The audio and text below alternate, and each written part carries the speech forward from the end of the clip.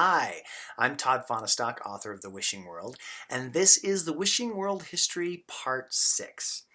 So, where last we left off, we'd taken The Wishing World on the road, then still called the Gruffy Story, to Minnesota, and had some perfect strangers tell me that they really loved it and were really engaged with it, and I ought to write that down. And had I thought about writing that down? And yes, I had thought about writing that down. My children had told me to write that down, and I tried to write down, and it didn't work. So I said, okay, you know what? Obviously, I'm missing something here. I need to give this another shot. Take another run at the hill and make it to the top this time. So I sat down, and I tried to write it, and I failed to write it. I ran into the same big, flat, boring wall as I had the last time, and just threw my hands up in frustration. I mean, it was like a walk through Wonderland. It was wonderful. The imagery was hooking the kids, but it just wasn't hooking me. I was missing something to really get my motor running and put me in it for the long game.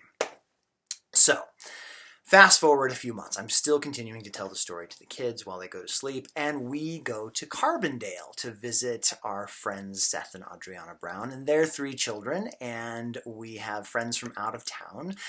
Liana, a long-standing good friend of mine from college, who is also a writer and phenomenal editor, and she comes into play later as well, and her husband Alex and their son.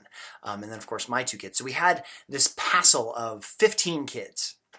Okay, I think it was more like 8 or 9 kids, but it seemed like 15 kids. And oh my gosh, if you've ever been in that situation, you know they're just always doing something, and there always seems to be some kind of drama happening. So we took them on adventures here and there. We were coming back from a riverside hike, and we were all in the back of this minivan, and I had gone into the back to pacify the children, and I started telling them the Gruffy story, because Elowen and Dash were like, oh my gosh, you gotta tell them the Gruffy story, tell them parts of the Gruffy story. So I started telling them the Gruffy story, and dead silence in the back. They were all just riveted to the story and calmed down, and there was no drama.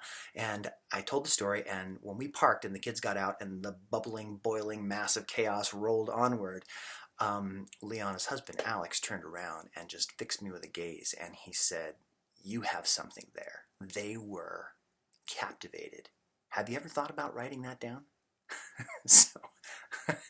So anyways, that's the end of this week's installment. Catch me next week, and we will continue the story. Thanks for joining me.